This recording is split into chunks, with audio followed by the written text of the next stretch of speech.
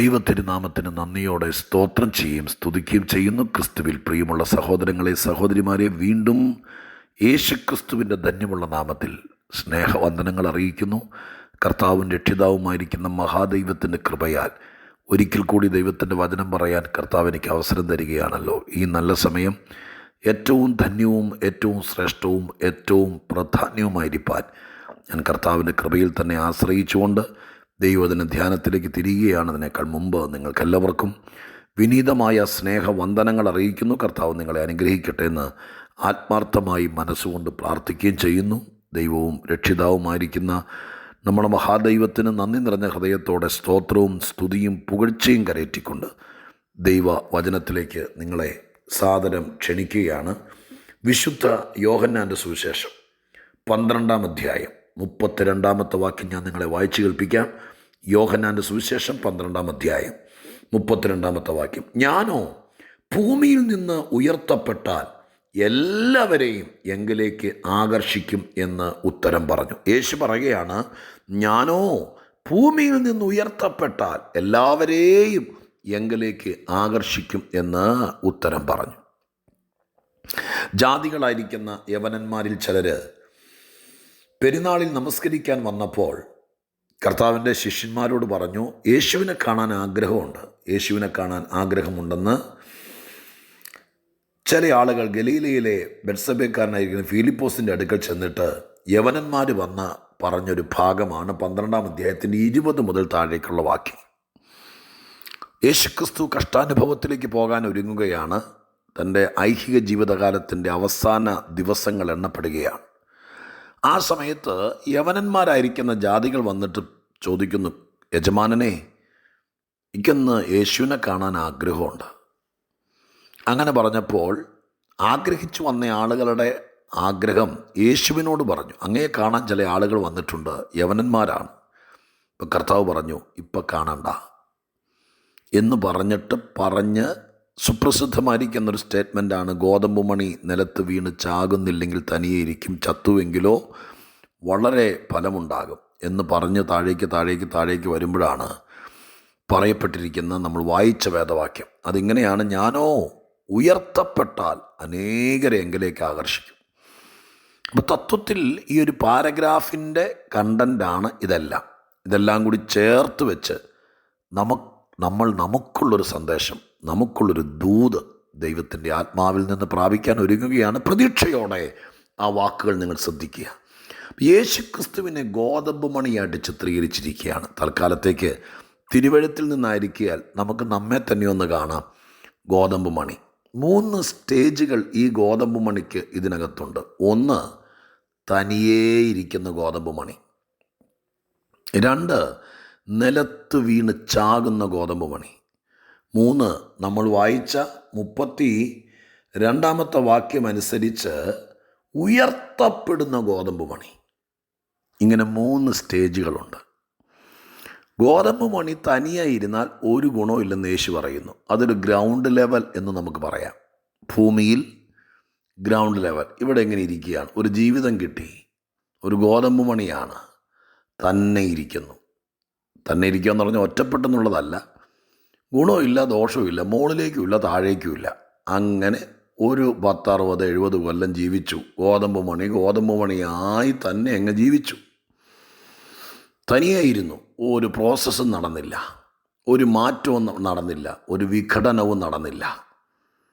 അങ്ങനെ ജീവിച്ചു. കുറേ തിന്നും കുടിച്ചും കുറേയൊക്കെ ചെയ്തു ജീവിച്ചു പോന്നു. ആരും അല്ലാതെ, ആരെയും ആകർഷിക്കാതെ, ആർക്കും ഗുണമില്ലാതെ ഒരു കുടുംബജീവിതം നയിച്ചു. 2 മക്കളെ ജനിപ്പിച്ചു, അവരെ വളർത്തിയൊക്കെ ശരിയാണ്. പക്ഷേ പറയത്തക്ക സ്വാധീനം ഇല്ലാതെ, ഒന്നുമല്ലാതെ ഈ ഭൂമിയിൽ വന്നു പോകുന്നവർ അനേകരാണ്.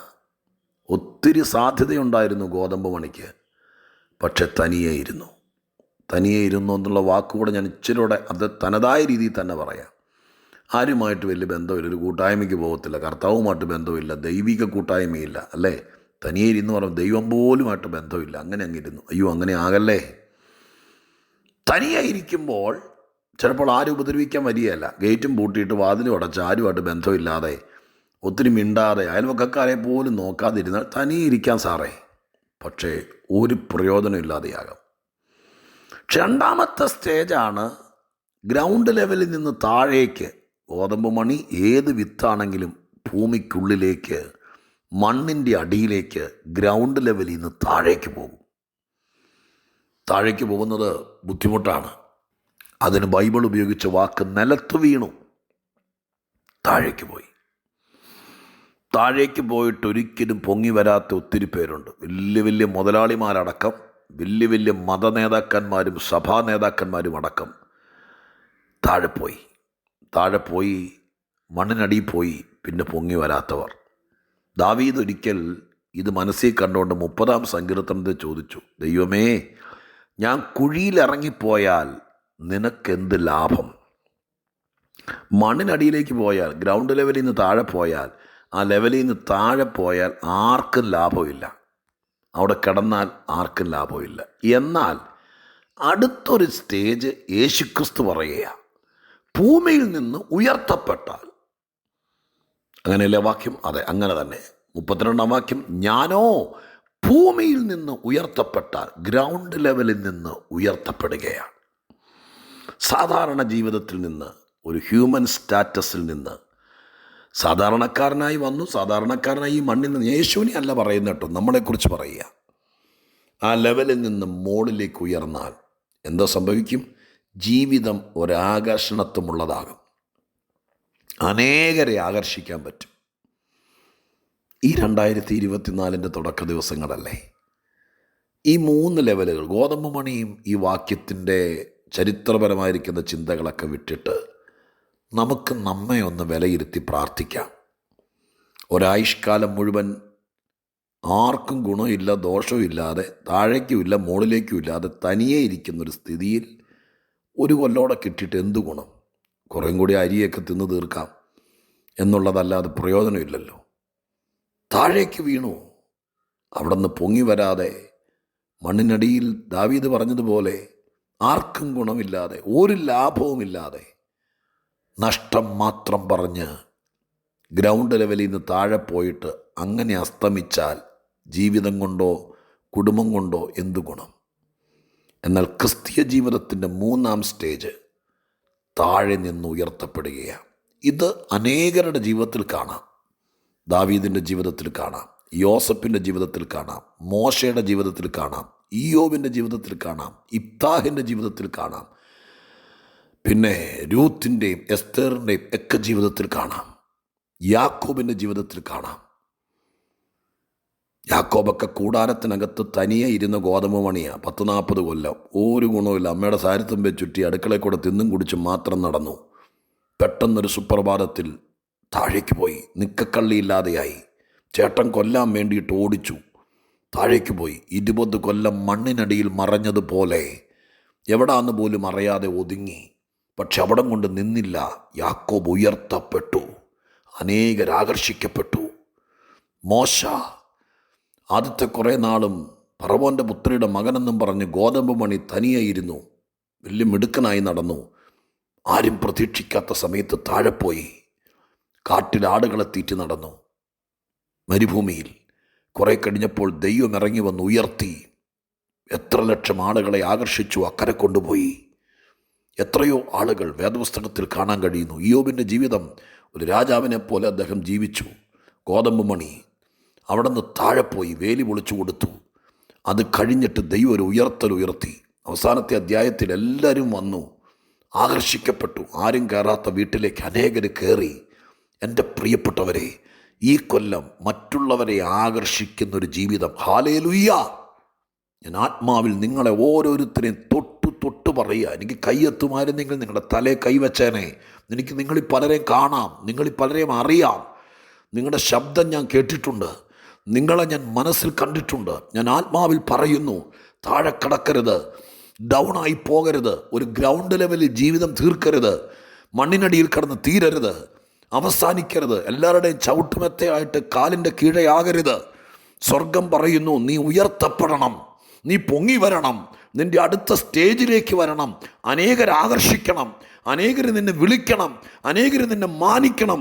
നീയോ ഉയർത്തപ്പെടണം. ഹല്ലേലൂയ! ഉയർത്തപ്പെട്ടാൽ നീ അനേകരെ ആകർഷിക്കും. ക്രിസ്തീയ ജീവിതം ആകർഷണത്വമുള്ള ജീവിതമാണ്. അതുകൊണ്ടാണ് ലോകത്തിൽ ക്രിസ്തീയ മാർഗം ഇത്രയും വളർന്നത്. അത്ഭുതങ്ങൾ കൊണ്ടും അടയാളങ്ങൾ കൊണ്ടുമല്ല, കാശിറക്കി ആളെ പിടിച്ചതല്ല, പണം കൊടുത്ത് ആളെ പിടിച്ചു നിർത്തിയതല്ല. പിന്നെയോ ആദ്യം ക്രിസ്തുവിനെ പിൻപറ്റിയ ആളുകൾ നിലത്ത് വീണു, ചത്തു, തീർന്നു എന്ന് വിചാരിച്ചെടുത്തുന്ന സ്വർഗം അവരെ ഉയർത്തി. ദൈവം അവരെ ഭൂമിയിൽ നിന്ന് ഉയർത്തി, സാധാരണക്കാരുടെ ലെവലിൽ നിന്ന് ഉയർത്തി, അനേകരുടെ മുമ്പിൽ സാക്ഷികളായി. ഉയർത്തപ്പെട്ടവരെല്ലാം മറ്റുള്ളവരെ ആകർഷിച്ചു. അവരാണ് ക്രിസ്ത്യാനിത്വത്തെ നിലനിർത്തിയത്, ദൈവസഭയെ പണിതെടുത്തത്.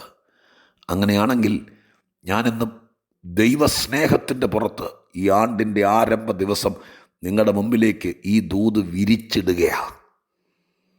കരഞ്ഞ് കരഞ്ഞ് മുട്ടുകുത്തി പ്രാർത്ഥിച്ചിട്ട് പറയണം, അപ്പാ, കുറച്ച് നാളായിട്ട് ഞാൻ ഗ്രൗണ്ട് ലെവലിന് താഴെയാ. വഴികളടഞ്ഞു, യാത്രകൾ പോലും മുടങ്ങി. എൻ്റെ അപ്പച്ച, ഞാൻ ഉയർത്തപ്പെട്ടാൽ അനേകരെ ആകർഷിച്ചോളാം. താഴ്മ ധരിച്ച്, വിനയം ധരിച്ച് മറ്റുള്ളവരെ കൃപയിലേക്ക് അടുപ്പിക്കാം. എൻ്റെ വീട്ടുകാരെ, ചർച്ചക്കാരെ, കുടുംബക്കാരെ. യേശു പറഞ്ഞു, ഞാനോ ഉയർത്തപ്പെട്ടാൽ അനേകരെ എങ്കിലേക്ക് ആകർഷിക്കും. ഞാൻ തനിയെ ഇരുന്നാൽ ഒരു ഗുണമില്ല. ഞാൻ താഴെ വീണ് ചത്തുകിടന്നാൽ അത് ആർക്കും ലാഭമില്ലാതെ പോകും. എന്നാൽ ഉയർത്തപ്പെട്ടാൽ കൊതിയേറുന്നു.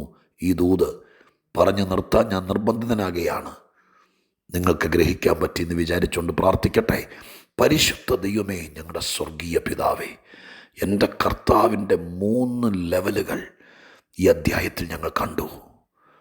എൻ്റെ അപ്പച്ച, യേശുവിൻ്റെ നാമത്തിൽ പ്രാർത്ഥിക്കുന്നു. അത് ഞങ്ങൾക്കുള്ള ദൂതായിട്ട് നിങ്ങൾ എടുക്കുക. ഈ വർഷം അടിയൻ ഉയർത്തപ്പെടണം. ഈ വചനം കേൾക്കുന്നവർ ഉയർത്തപ്പെടണം. അനേകരെ ആകർഷിക്കുന്ന കൃപയും കൃപാവരവും സാക്ഷ്യവും സൽസ്വഭാവവും അഭിഷേകവും ഞങ്ങൾക്ക് തരണം. യേശു അത് ചെയ്യുമെന്ന് വിശ്വസിക്കുന്നു. തിരുസന്നിധിയിൽ തരുന്നു. മഹത്വമെടുക്കണമേ. കർത്താവ്, പ്രാർത്ഥന കേട്ടതിന് നന്ദി. ഈ വാക്ക് കേൾക്കുന്നവർ അല്പസമയെങ്കിലും ഇരുന്ന് പ്രാർത്ഥിക്കണേ. ആർക്കും ലാഭമില്ലാതൊരു ജീവിതം ഇവിടെ കത്തിത്തീരരുതേ. അനേകരെ ആകർഷിച്ചിട്ട് ഈ മണ്ണിൽ നിന്ന് പോകാൻ വചനം കേൾക്കുന്നവർക്ക് ഭാഗ്യമുണ്ടാകണമേ. കർത്താവ് അത് ചെയ്യും. യേശുവിൻ നാമത്തിൽ പ്രാർത്ഥിക്കുന്നു. കേൾക്കണേ സ്വർഗീയ പിതാവേ. ആമേൻ.